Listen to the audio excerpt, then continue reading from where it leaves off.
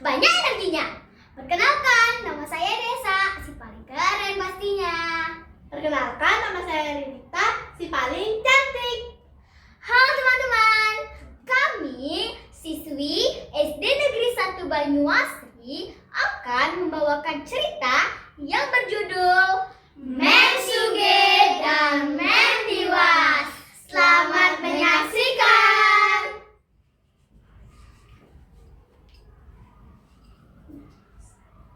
Ada cerita tentang Mentiwas, ibu miskin, dan Mensuge, ibu kaya. Mentiwas, seperti namanya, ia sangat miskin. Jangankan uang, beras untuk dimasak hari ini pun ia tak punya. Namun, hatinya sangat baik. Ia juga suka membantu tetangganya bekerja. Sebaliknya, Mensuge sangat kaya. Uang, tanah, perhiasannya tak terhitung jumlahnya.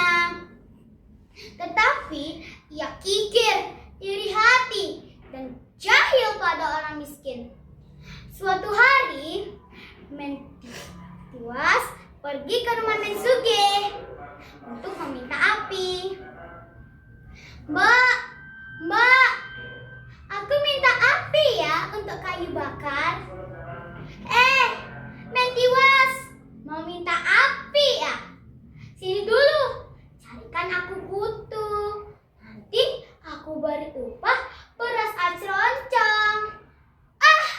Baik, Mbak, kata Tiwas girang.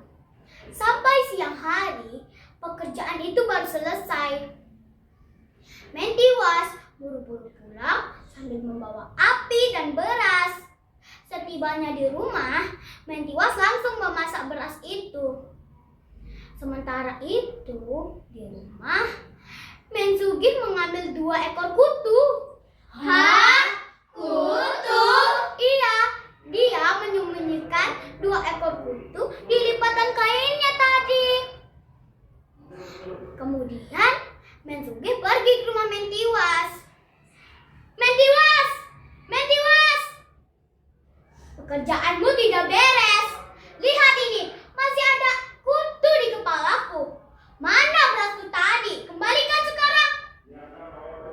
Tapi Mbak, beras yang kau tadi berikan sedang dimasak. Mana? Biarpun begitu, kembalikan. Tanpa aba-aba, Mensuge pergi ke dapur Mentiwas tanpa meminta izin. Ia mengambil beras yang sedang dimasak, sekaligus dengan periuknya. Kini, Mentiwas tidak bisa berbuat apa-apa. Hatinya sedih. Bentar juga, anak-anaknya akan datang. Pastilah mereka tidak akan makan. Esok harinya, Mensuge mencari Mentiwas. Tiwas! Ada apa, Mbak? Tiwas, lupakanlah masalah yang kemarin. Bagaimana kalau hari ini kau membantu aku menumbuk padi? Upahnya lebih banyak loh. Beras 2 cerongcong, mau tidak? Benarkah? Baiklah, aku mau, sahut Mentiwas.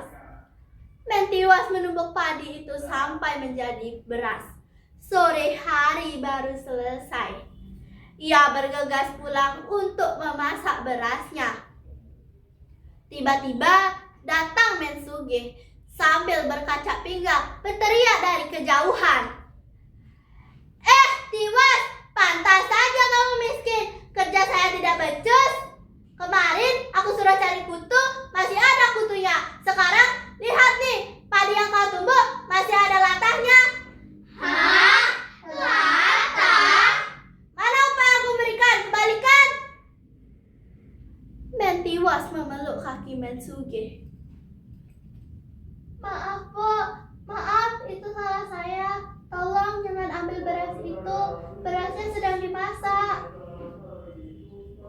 Apa yang kau bilang? Itu lebih bagus. Satu lagi, kau masih berhutang Tanpa belas kasih, Mensuge berlalu dari rumah Mentiwas sambil membawa nasi sekaligus periuknya. Dan kayu-kayu yang dikumpulkan oleh Mentiwas diberondongnya juga. Untuk yang kedua kalinya, Mentiwas tertipu. Ia dan anaknya menahan lapar. Keesokan harinya, pagi-pagi sekali, Mentiwas bergegas ke hutan untuk mencari kayu bakar untuk dijual ke pasar. Saat Mentiwas sedang asik mencari kayu bakar, angin berhembus tidak biasa. Daun-daun kering berjatuhan dari pohonnya.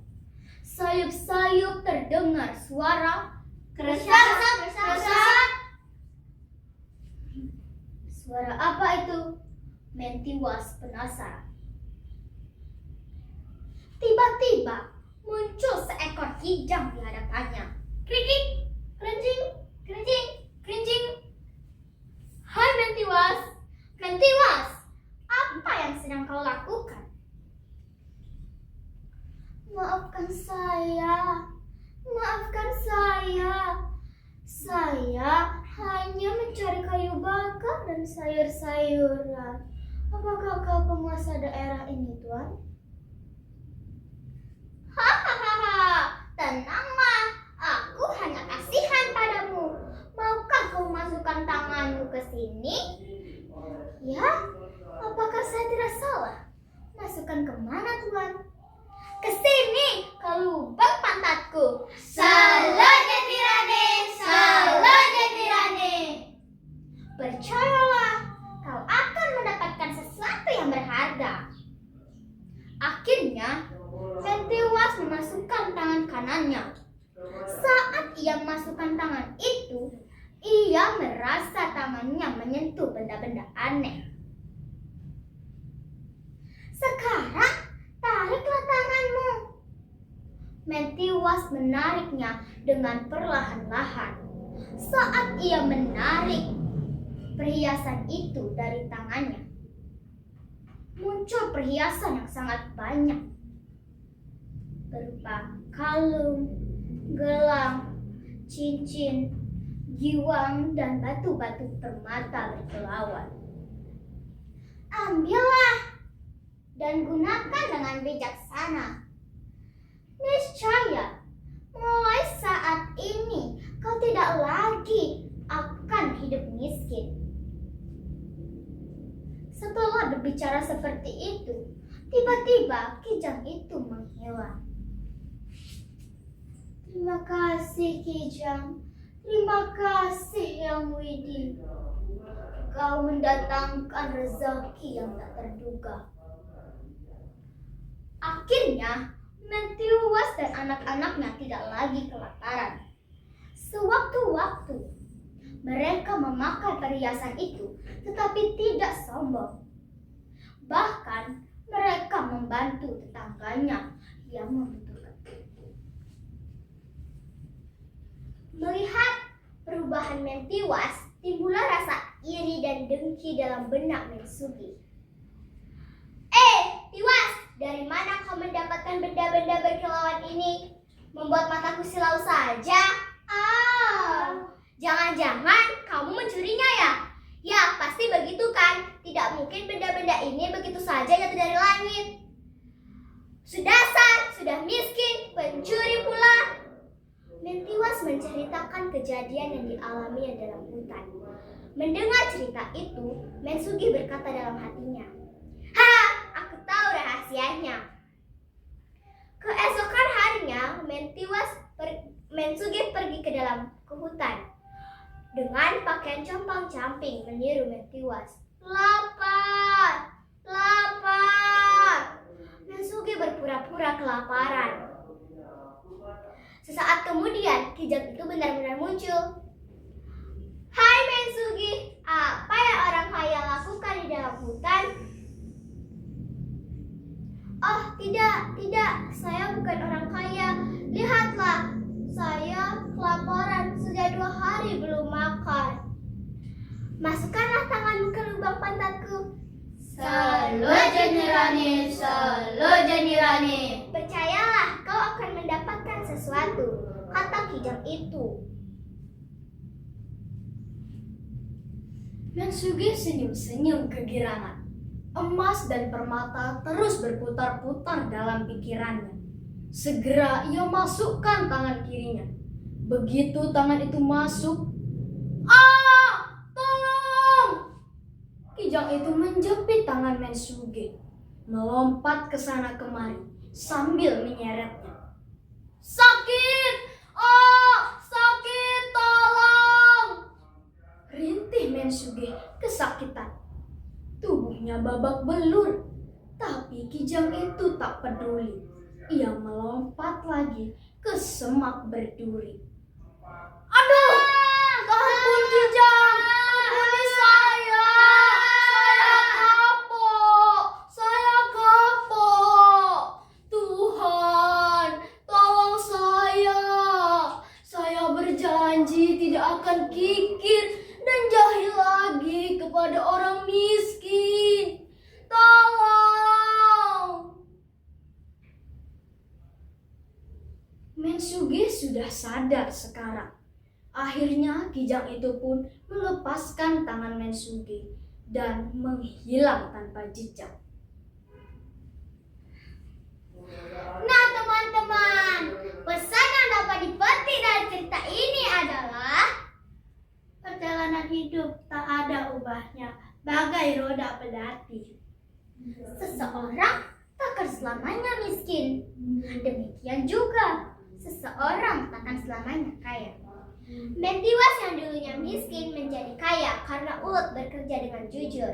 Sebaliknya, Mensuge yang kaya kemudian sengsara karena sifatnya yang buruk. Dari cerita Kita belajar, dari bahasa kita berkarya. Demikian akhir dari cerita kami. Maaf jika ada salah kata dan lain-lainnya. Saya tutup dengan para mesanti. Om Santi Santi Santi Om. Dadah.